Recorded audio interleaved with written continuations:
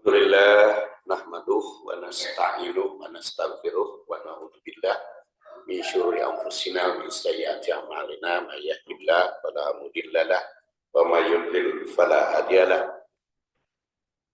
Amma ba'du fa ya ibadallah usikum bi taqwallah fa innal jannata uiddat liman ittaqah. Pada pagi ini insyaallah kita akan lanjutkan bahasan surat An-Nisa tentang surat An-Nisa, surat Al-Maidah tentang suci menghadap ilahi. Dan pada pertemuan yang lalu telah kita bahas sampai wudu ya.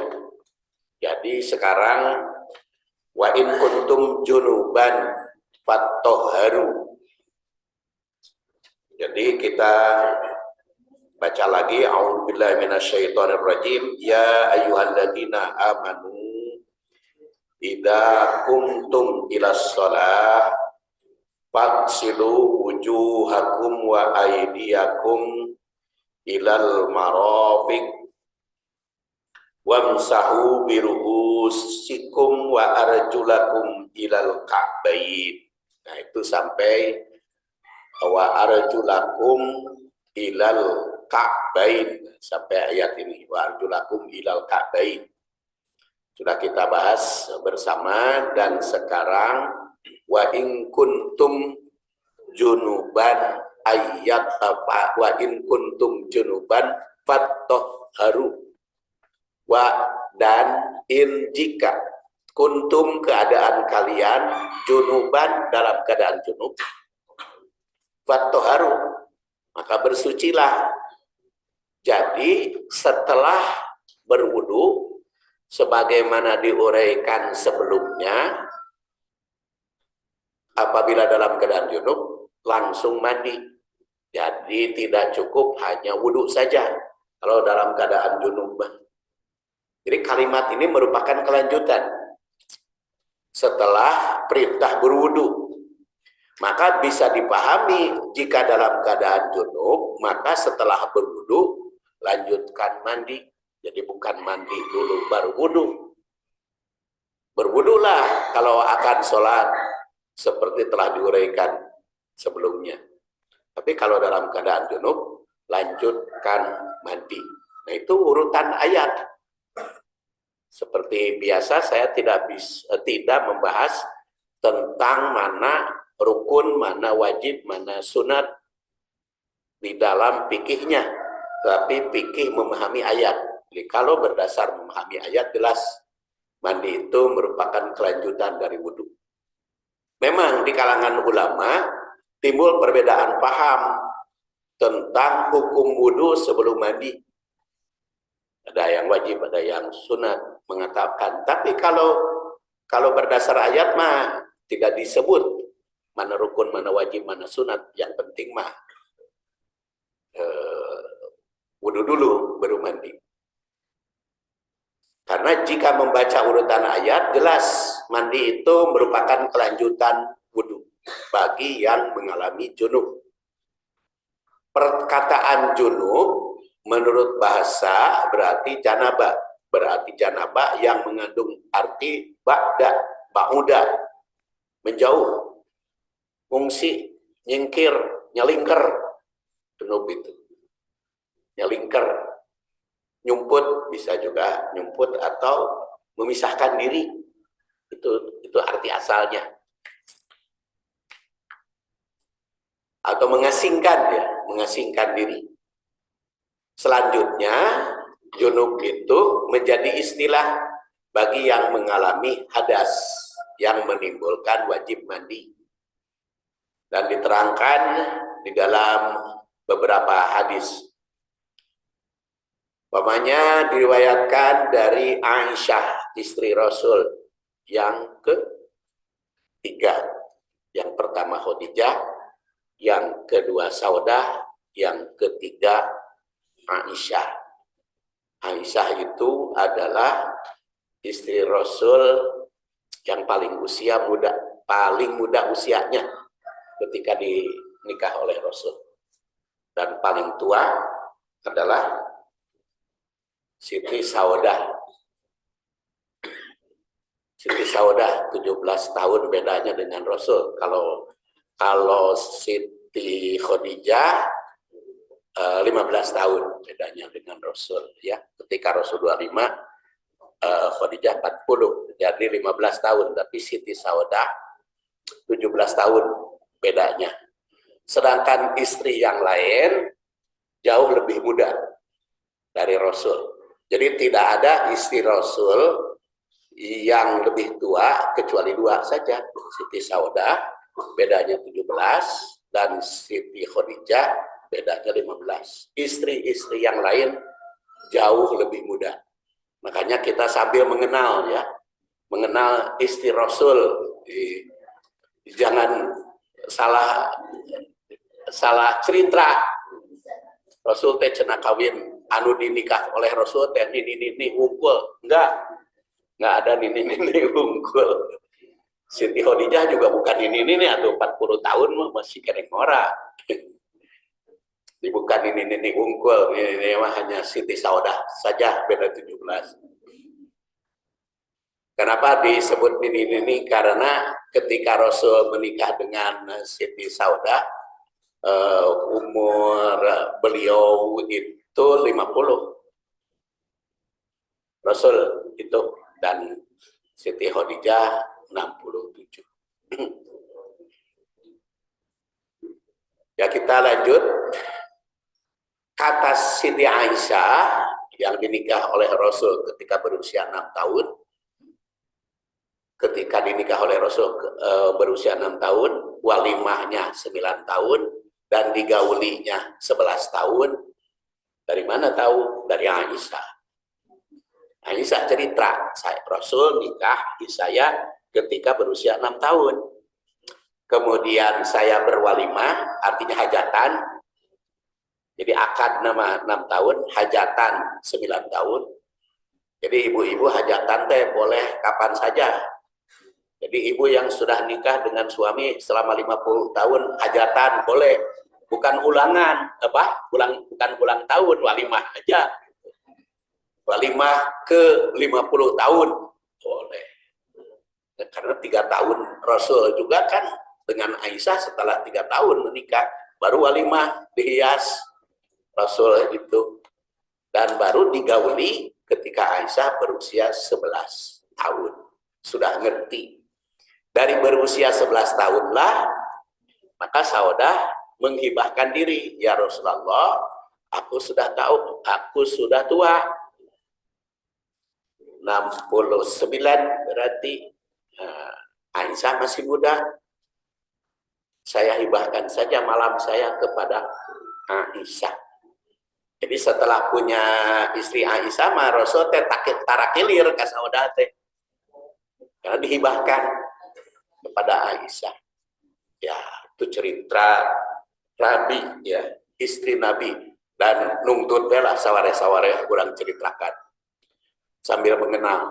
Kata Aisyah, karena idat tasala minal janabah, adalah Rasulullah SAW apabila mandi dari jinabat, bada'a, maka beliau memulai. Ada yang memahami bada'a itu dengan mengucapkan basmalah. Karena yubda'u bihi bismillah. Fagosala yadaihi, kemudian mencuci 2 tangan. Gosok-gosok 2 tangan. Summa yatawaddo, kemudian wudu, kama yatawaddau lis-shalah. Seperti wudu akan sholat. Jadi kata Aisyah, wudu nanti sempurna seperti akan sholat. Summa yudkhilu asabi'ahu, kemudian memasukkan jari jemarinya filma pada air, payuhallilu biha usul sya'rihi, dan menggosok-gosok usul rambut, usul kepala. Jadi rambut kepalanya digosok-gosok, sya'rihi. Summa yasubu ala ra'sihi, kemudian banjur kepala nanti 3 kali salasan gurobin. biadaihi, dengan digosok-gosok tangan itu, sumayupidul ma, kemudian meratakan air ala jildihi kullihi, kepada seluruh tubuh. Jadi itu urutannya. Jadi dalam hadis ini tersurat bahwa mandi jinabat itu diawali mencuci tangan, yang kemudian berwudu sempurna, karena ditandaskan seperti wudu akan sholat. Jadi wudunya itu yang sempurna. Itu hadis riwayat Aisyah, istri Rasul kedua. Ada istri Rasul yang terakhir ini, istri Rasul yang ke-12, yaitu Maimunah. Siti Maimunah itu lahir 29 Hijriah, wafat 51. Jadi ketika dinikah oleh Rasul, Siti Maimunah itu usianya 36 tahun.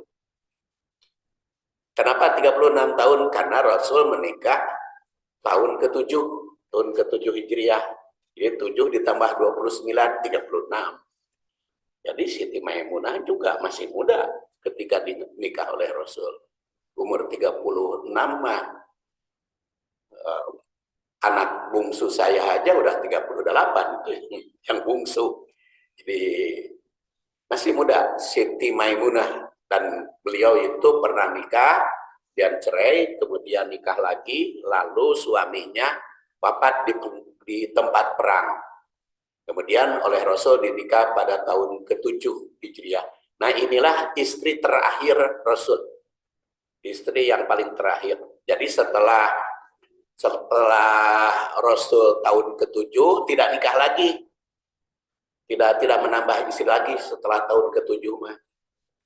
Jadi ketika Rasul berusia 60 tahun, ente nikah deui setelah 60 tahun, jadi terakhir. Makanya kalau saya mah sudah lewat 60 tahun mah teu kudu kawin deui. Da Rasul ge henteu geus 60 mah. Nah, kata Siti Maimunah, ini istri terakhir, tawaddoa Rasulullah SAW wudu'ahu lis-shalah. Jadi kalau kata Maimunah mah, Rasulullah wudu nate seperti wudu akan sholat, tapi goiro rijlaihi, tidak mencuci kaki, ditinggalkan mencuci kaki mah. Dan beliau wagosala farjahu, mencuci parjinya, wama asobahu minal ada, dan membersihkan penghalang yang ada di kulit. Mungkin bisi aya tinta, bisi aya cat, bisi aya kotoran, dibersihkan. Minal ada summa afadhu alaihil ma, kemudian meratakan air ke seluruh tubuh, summa nahari jelaihi, lalu mencuci kaki. Bagosalam kuma hadihi gusluhu minal jinajah bin jinabah. Ini mandi, jadi cuci kakinya terakhir kalau kata Siti Maimunah. Tapi kalau kata Siti Aisyah sempurna. Jadi istri Rasul melihat, kan Rasul mah apa? Istri Rasul mah cerita nate ketika melihat Rasul mandi. Kenapa anu dikutip oleh kita urusan mandi istri Rasul? Dawuh nu nyahoeun. Laki-laki mah kan nggak ada kan laki-laki yang tahu Rasul mandi. Saya ngintip betul. Hari istrina mah boleh bareng mandinya, boleh ngintip. Siti Aisyah juga sering bareng dengan Rasul mandinya. Karena ifad aurata, jaga auratmu, illah menjauhi. Jaga auratmu kecuali bersama suami istri. Suami istri mah teu auratmu, bebas saja. Jadi kalau di rumah cuma duaan, buligir, itu asal tutup itu hardek segala macam enggak, buligir. Hari di rumahan berduaan, ya, ya pokoknya mah asik kan itu kan itu menurut ilmu kesehatan pada hari-hari tertentu tanpa busana itu memperbagus sirkulasi udara. Tapi ketika berdua, ya artinya ketika berdua di kamar, hari di rumah masih kene ayah pembantu, ayah supir, ayah macam-macam. Ketika di kamar aja. Ketika di kamar itu tidak aurat. Mandi Rasul dengan Aisyah itu sering bareng. Jadi itu harmonis, Bu. Harmonis dan erotis. Harmonis dan erotis suami istri gitu. Dan Rasul itu kan kemanapun pergi, istrinya selalu dibawa. Sehingga karena istrinya banyak, jadi kalau mau pergi teh dihuni istrinya teh giliran saha gitu. Jadi Rasul itu kalau pergi kemanapun iktikaf aja ikut istrinya. Iktikaf juga ikut kan. Dalam berbagai hadis diriwayatkan kalau Rasul iktikaf istrinya ikut. Siti Aisyah itu suka ikut dengan jadi istri itu ulah ditinggal-tinggalkan, bawa kemana-mana deh. Sepanjang kita bisa gitu, bawa istri itu. Termasuk i'tikaf, termasuk keluar kemanapun, furuj, setelah atau istilahnya ada furuj, ada i'tikaf, ada macam-macam, itu dibawa istri itu. Kalau kita ingin mengikuti contoh Rasul, karena contoh Rasul itu bukan hanya sholat, ya, dalam berkeluarga, dalam kehidupan sehari-hari, kita meniru Rasul sepanjang diperintahkan dan dipraktekkan oleh Rasul. Kecuali kalau Rasul melarang, kan ada saya sudah nulis buku ilmu hadis dan cara berteladan pada Rasul, itu 400 halaman buku saya yang saya susun. Antara lain bab terakhirnya itu membahas bagaimana kita berteladan kepada Rasul, dan itu antara lain 17 macam. Ada yang meniru persis seperti urusan sholat, urusan wudhu, urusan mandi, urusan manasik haji, urusan hukum yang diterapkan.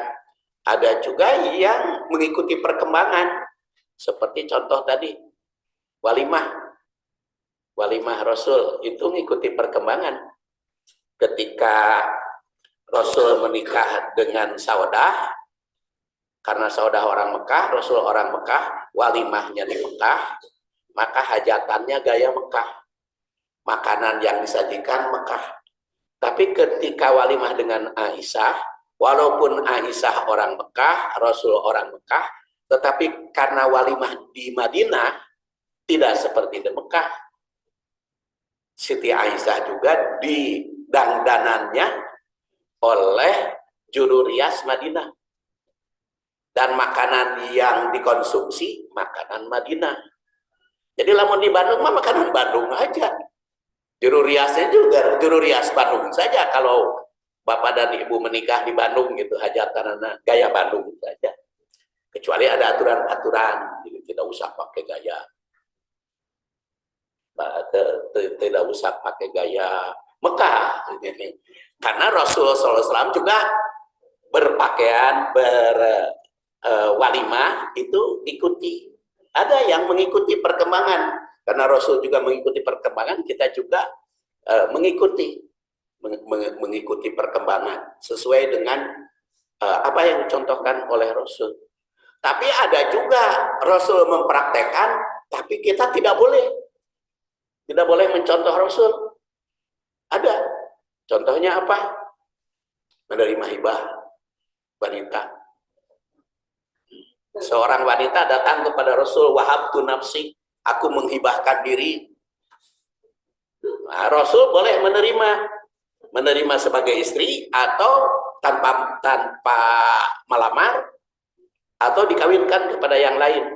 Tapi kita tidak boleh, karena di dalam surat Al-Ahzab, kholisotan laka, khusus bagi Rasul. Jadi ada yang tidak boleh. Rasul juga saum wisol, saum tanpa buka. Kita tidak boleh. Abu Hurairah itu kan pernah, ya Rasulullah, kau melarang wisol, padahal engkau sukar wisol. Kata Rasul, itu bukan untuk kalian, tapi khusus untukku.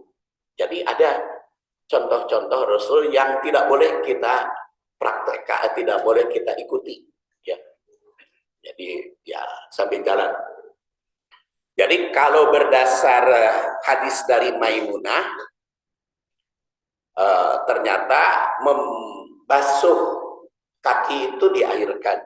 Jadi kalau begitu, karena hadis ini diriwayatkan oleh istri Nabi Maimunah dan istri Nabi Aisyah, dan juga diriwayatkan oleh Imam Al-Bukhari yang lahir 194, wafat tahun 256, maka boleh kakinya diakhirkan atau diselesaikan sebelum mandi. Di dalam hadis ini memang mencuci kaki itu diakhirkan, tapi dalam hadis Aisyah sempurnakan. Masih juga diriwayatkan oleh Maimunah yang wafat 51. Diriwayatkan lagi anna Nabiyya sallallahu alaihi wasallam iktasala minal janabah pagosala farjahu.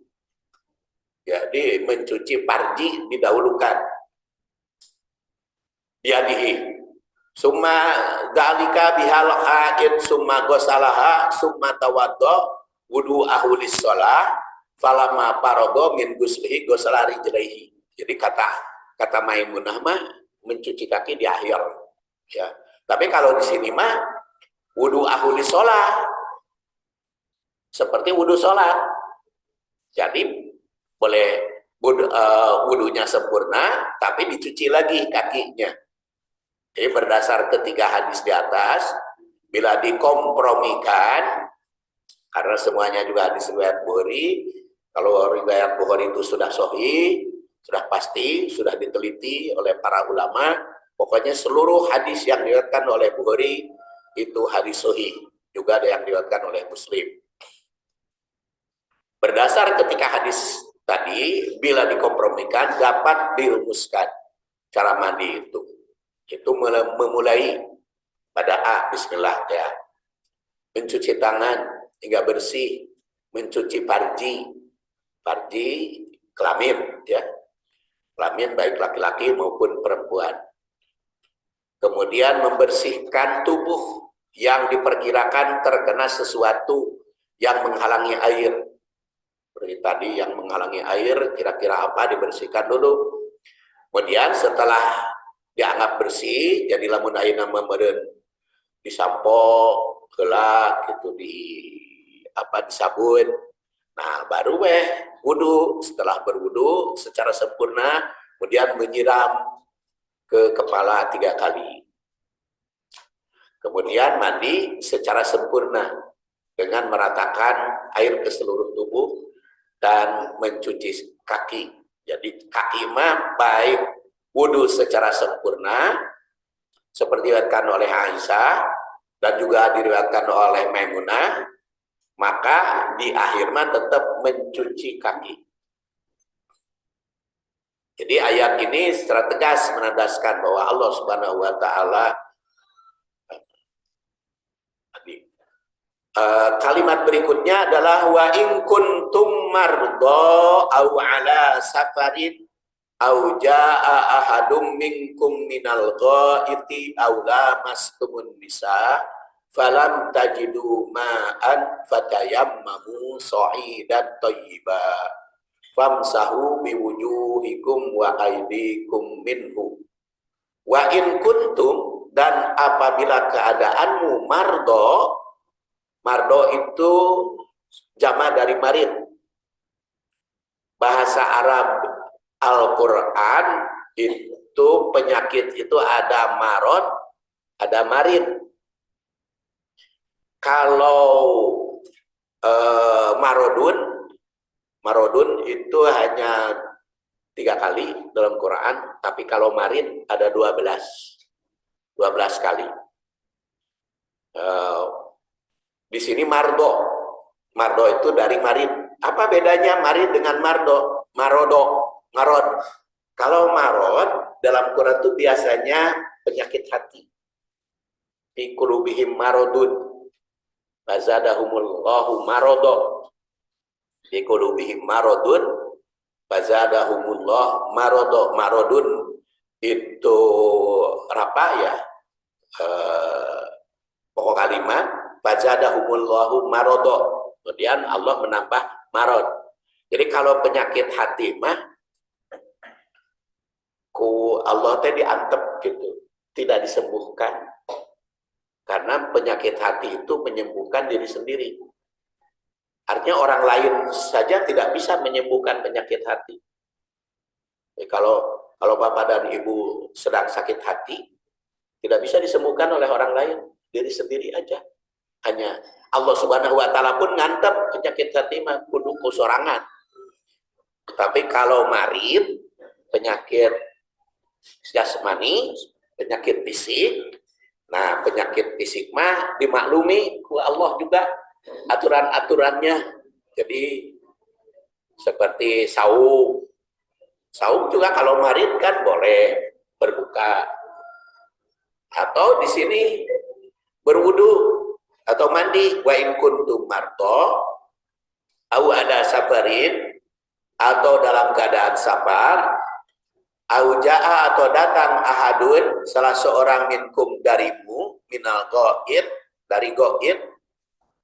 Goib itu ruang tertutup, ruang paragi micen. Goib itu anu toilet ka anu lubangna teh kita goib teh. Mun bahasa barat makan WC ya, water close, jadi air tertutup ya. Ayo orang menyebut WC itu sopan, justru itu sopan WC kan water close, air tertutup. Goib. Apabila kamu datang dari goib, aula mastumun nisa atau lamastumun nisa, nanti tafsirannya menyentuh, bersentuh atau bersentuh-sentuhan. Falam tajidu, kemudian kamu tidak menemukan ma'an air, fatayamamu, maka tayamumlah so'idan thayyibah, dengan permukaan bumi yang suci, so'id. Ada yang menerjemahkan dengan tanah. Kamu tidak memperoleh air, maka bertayamumlah dengan permukaan tanah. Di situ disebut tanah. Padahal sebetulnya so'idan thayyibah. So'idan thayyibah permukaan yang suci. Makanya Rasul kadang-kadang ke dinding. Jadi tapi diterjemahkan tanah. Sehingga karena diterjemahkan tanah, ketika mau haji bekal tanah, Bu, ada itu jamaah haji, jamaah umroh, bungkus tanah garing. Kunaon eta tanah digaring dibungkus keur tayamum, keur di pesawat. Di pesawat kan walaupun ada air di pesawat, temenang wudu dengan air di pesawat. Karena apa?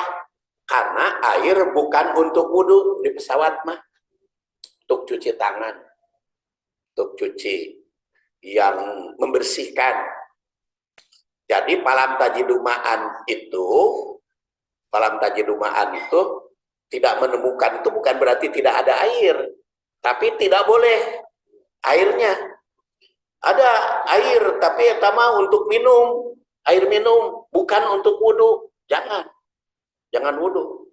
Makanya ibu-ibu, bapak-bapak tidak boleh wudu dengan air Zam-Zam. Karena air Zam-Zam itu 5 suribalah. Ma'u Zam-Zama 5 suribalah. Air Zam-Zam untuk diminum.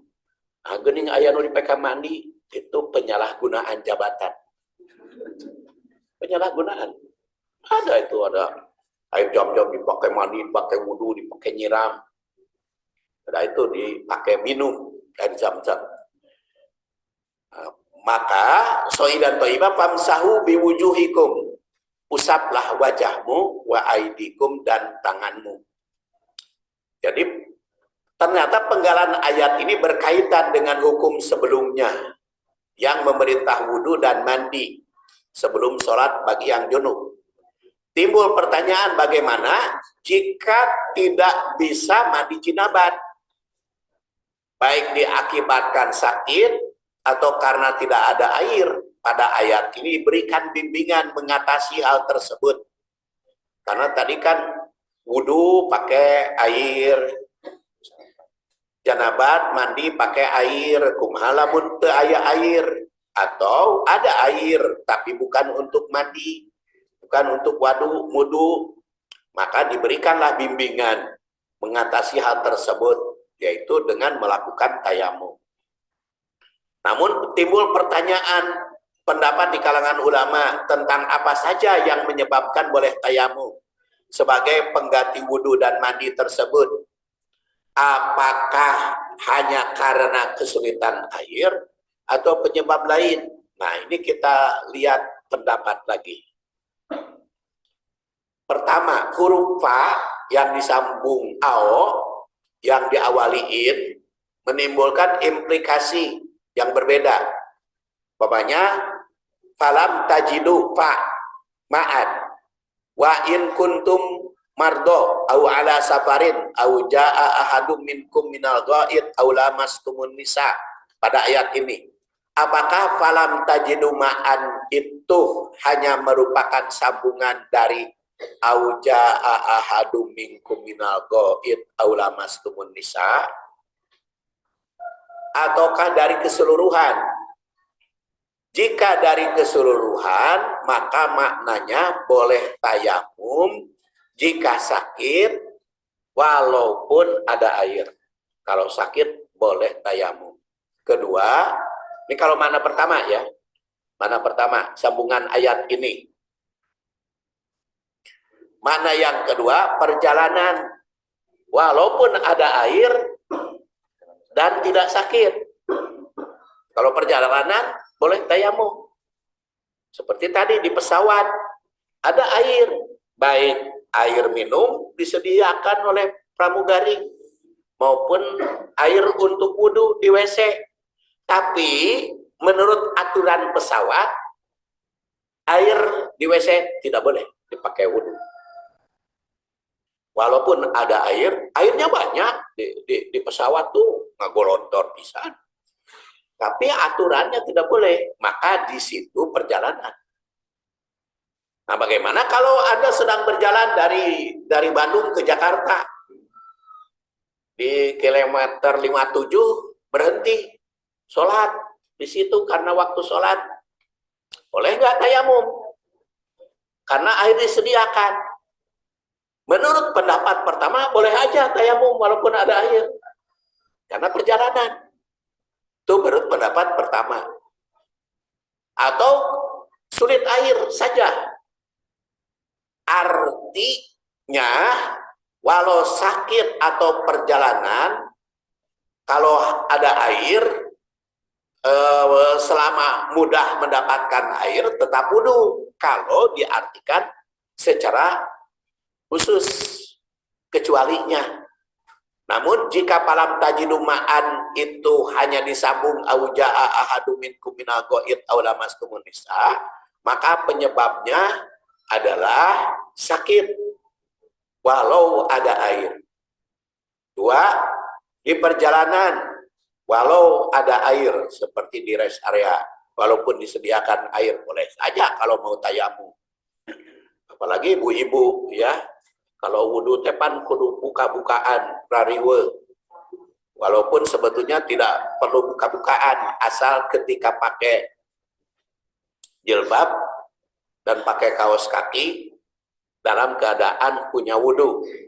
Datang ke situ di perjalanan tidak usah pakai tidak usah dibuka.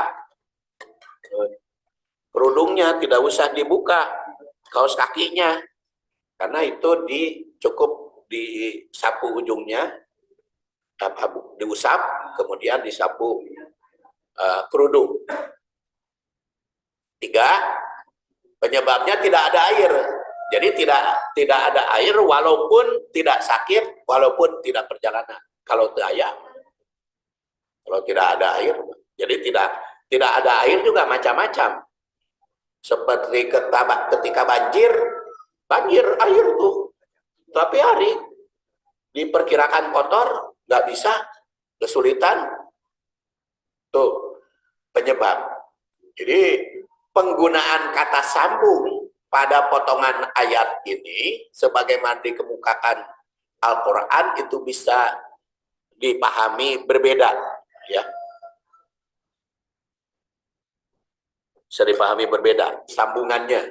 Jadi walaupun sama-sama ayat, walaupun sama-sama hadis, makna pertama sambungan itu, jika kamu dalam keadaan sakit tapi sulit air, maka tayamum.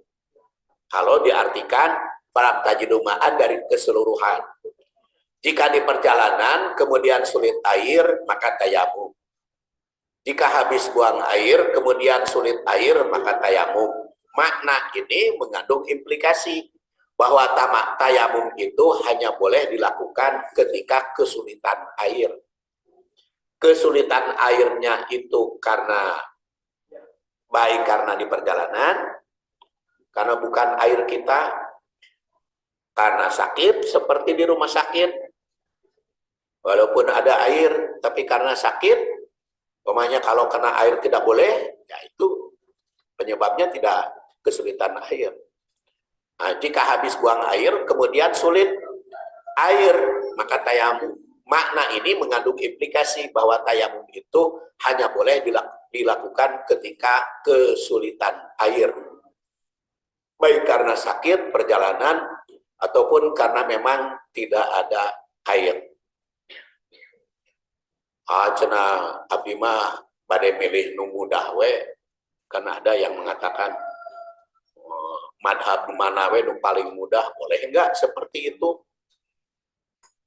Itu juga diperdebatkan, karena madhab yang 4 juga menyarankan, kata Imam Hanafi yang wafat 150, al hadisus sahih madhabi, hadis sahih madhabku.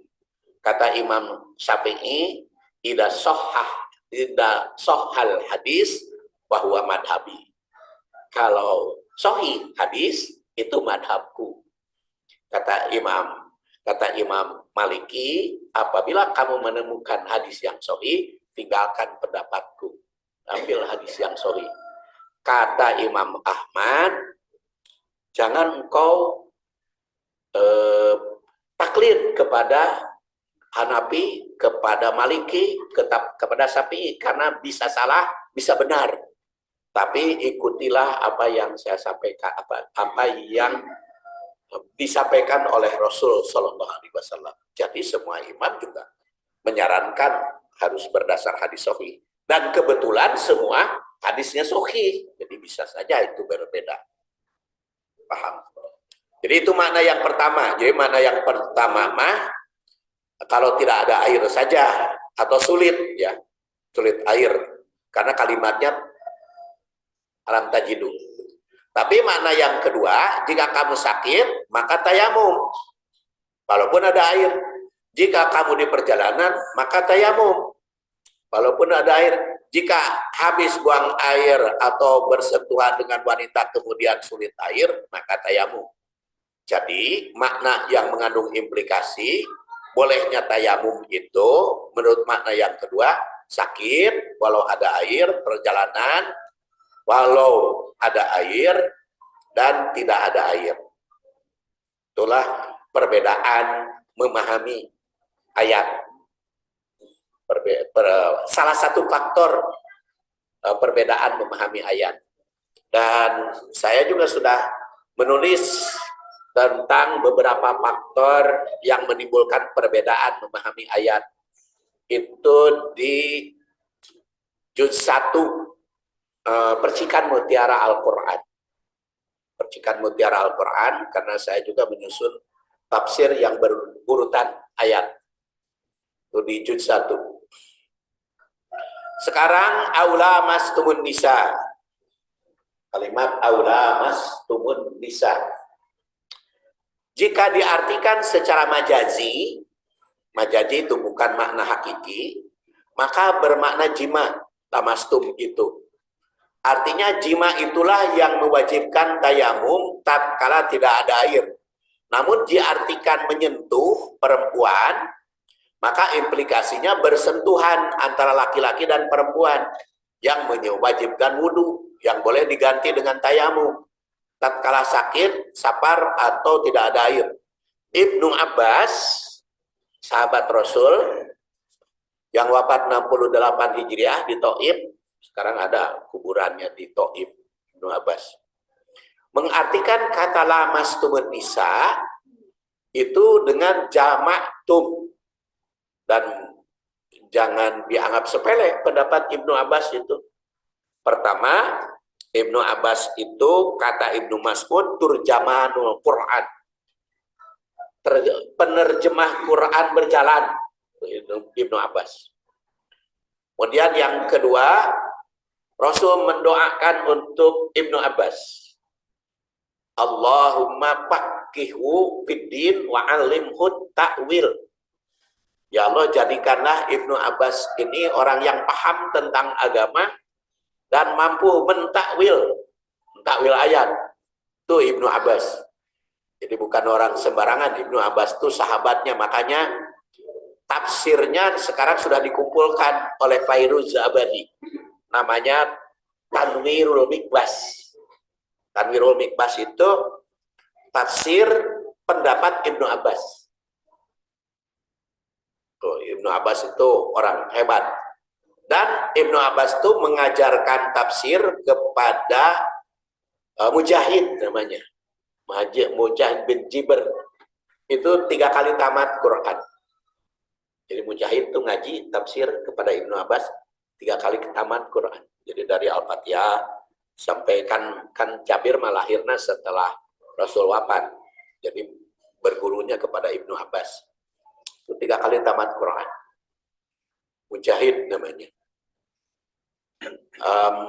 Mengartikan lamastumun nisa, Ibnu Abbas itu jamak tum. Dengan demikian, beliau berpendapat bahwa bersentuhan kulit antara pria dengan wanita tidak membatalkan wudhu. Jadi kalau hanya bersentuhan, tidak membatalkan wudhu, kata Ibnu Abbas. Karena lamastum itu jamak tum. Pendapat ini menjadi dasar bagi madhab Hanafi yang wafat tahun 150 Hijriah, yang beranggapan tidak batal wudhu karena bersentuhan. Pandangan ini juga menggunakan landasan hadis Urwah juga murid Ibnu Abbas dan murid Aisyah yang wafat 96, yang menerangkan bahwa Aisyah berkata, summa, kemudian anna Nabiya sallallahu alaihi wasallam qabila ba'da nisaihi. Rasulullah sallallahu alaihi wasallam itu mengecup, mencium istri. Jadi Rasul itu mencium istri, sering mencium istrinya. Bapak-bapak masih ya, mencium istri. Harus, itu contoh. Qabila ba'da nisaihi, mencium istrinya. Summa kharaja, setelah mencium istri, Rasul keluar ila sholat, untuk sholat, walam yatawaddo, tidak berwudu lagi setelah mencium istri. Berarti bersentuhan kan, mencium pasti bersentuhan, masa mencium tidak bersentuhan? Walam yatawaddo, tidak berwudu lagi. Maka Urwah muridnya itu bertanya, man hiya ila anta, siapa yang dicium oleh Rasul istrinya itu? Aisyah tidak menjawab, padohikan, cuman tersenyum karena dia sendiri. Jadi Rasulullah SAW setelah mencium istri langsung sholat untuk wudhu. Berarti kalau begitu tidak batal atau wudhu bersentuhan.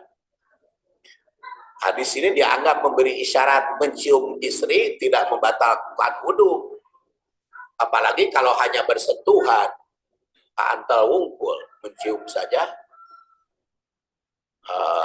Kan ada yang dalil ay Rasul macam tanpa syahwat. Emangnya Rasul itu punya syahwat?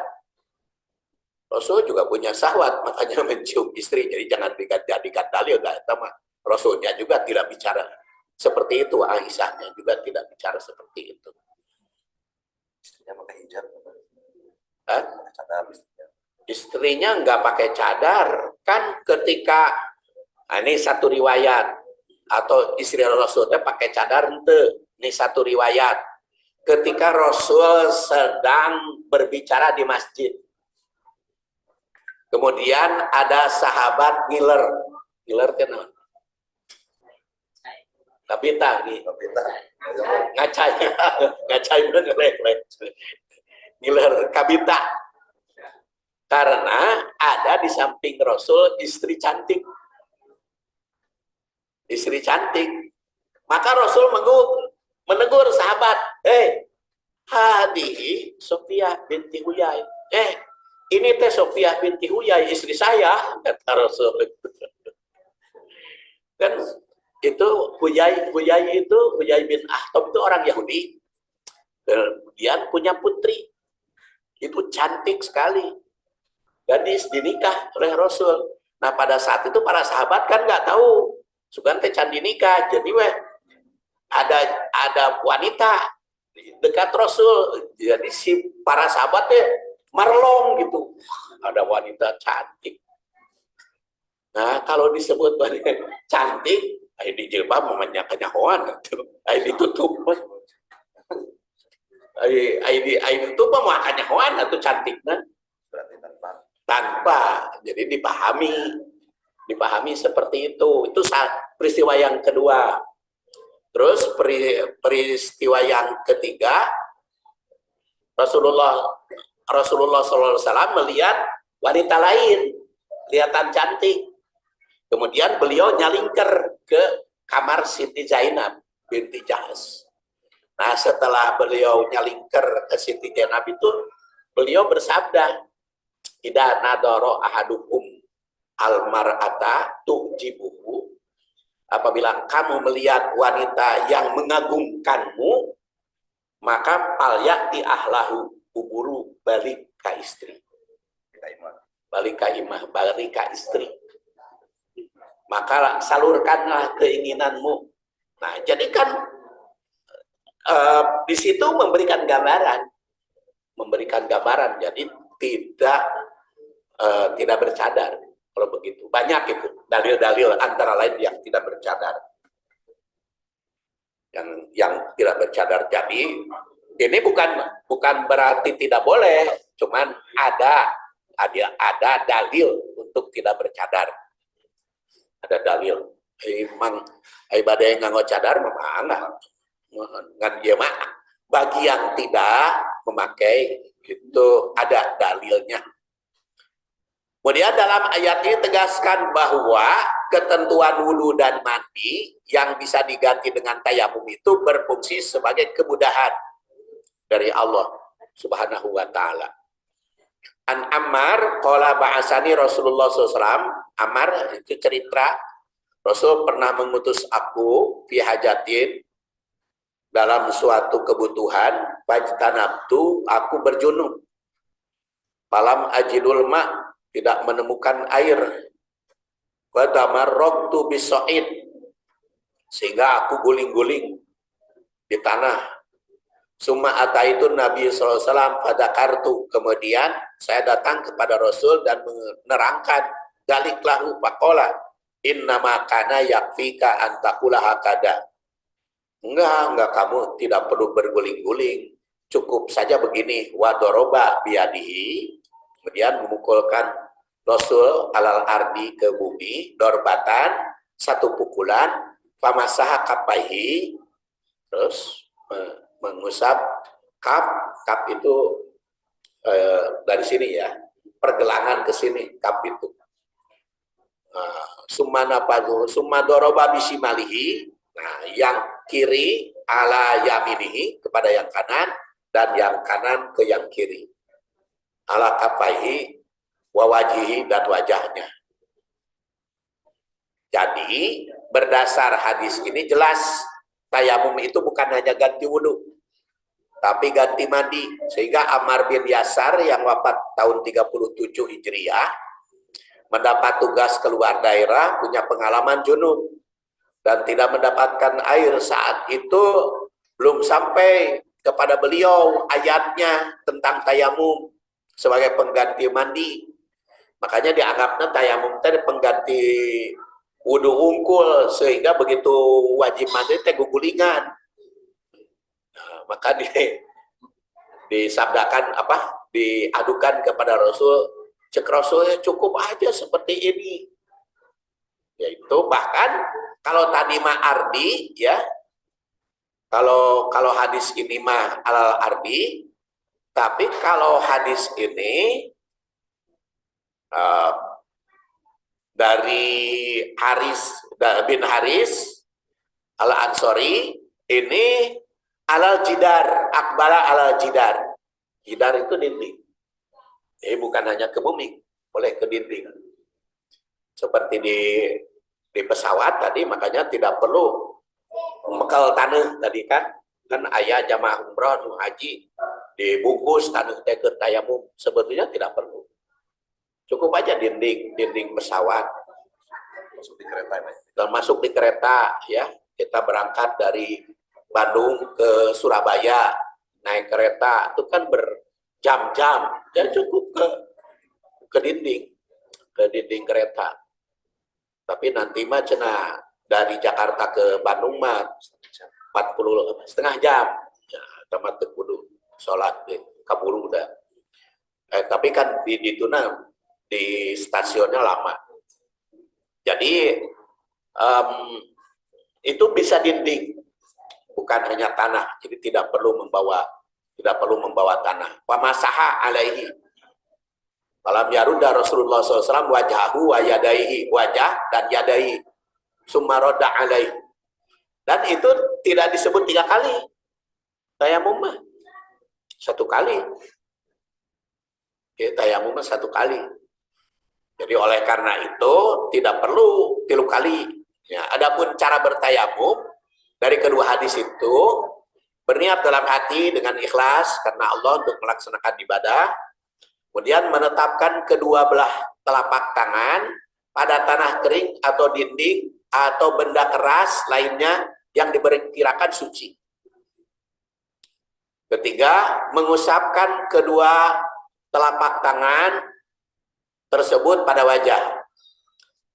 Ketiga, keempat, telapak tangan ini diusapkan pada punggung telapak tangan kanan dan telapak tangan kanan ke telapak punggung tangan kiri hingga pergelangan. Dengan demikian, tayamum bisa dilakukan ketika perjalanan sakit atau tatkala tidak menemukan air tadi, seperti dikemukakan itu caranya. Kemudian kalimat berikutnya, ma yuridullahu liyaj'ala 'alaikum min haraj. Allah tidak menghendaki untuk memberikan kesulitan. Jadi kalau tadi ada yang mengatakan, itu mah cari yang mudah-mudah, ya boleh. Karena Quran juga begitu. Ma yuridullahu liyaj'ala 'alaikum min haraj.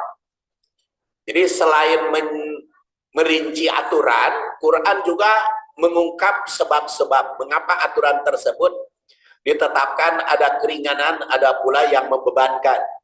Penggalan ayat ini menegaskan bahwa Allah Subhanahu wa Ta'ala mengatur demikian rupa lengkap, tidak menghendaki memberi beban yang berat pada hambanya.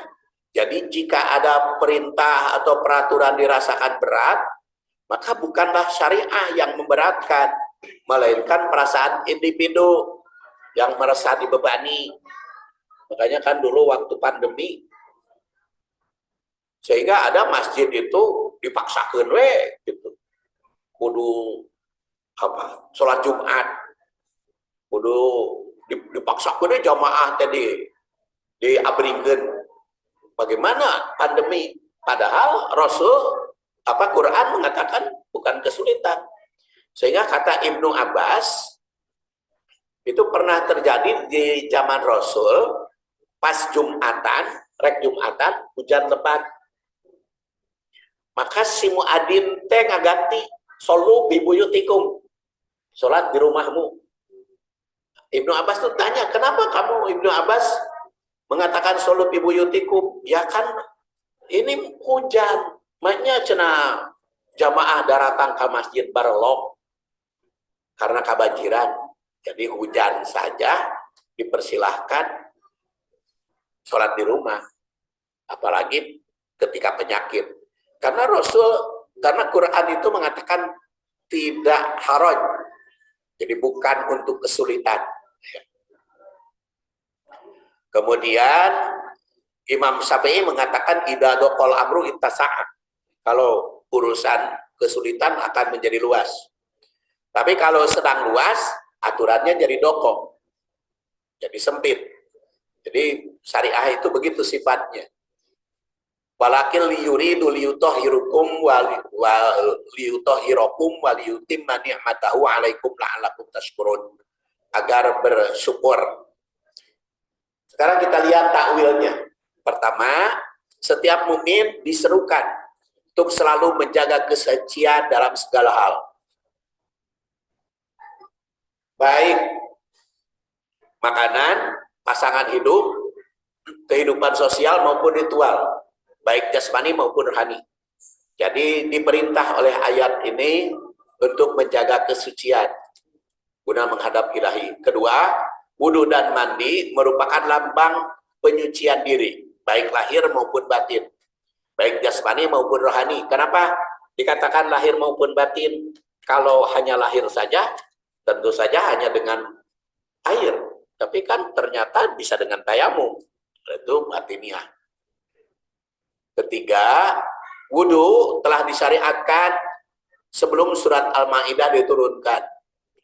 Pada Rasul Shallallahu Alaihi Wasallam. Surat Al-Maidah ayat ini merupakan penyempurna dan solusi bisa kesulitan air. Baik disebabkan sakit, perjalanan, atau ketidakadaan air.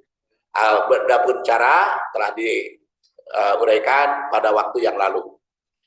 4. Bila dalam keadaan junub, baik disebabkan jima, keluar mani, haid maupun nifas, maka setelah wudhu mesti dilanjutkan mandi. Walaupun seperti pada waktu yang lalu, wajib wudhu itu ketika mau sholat.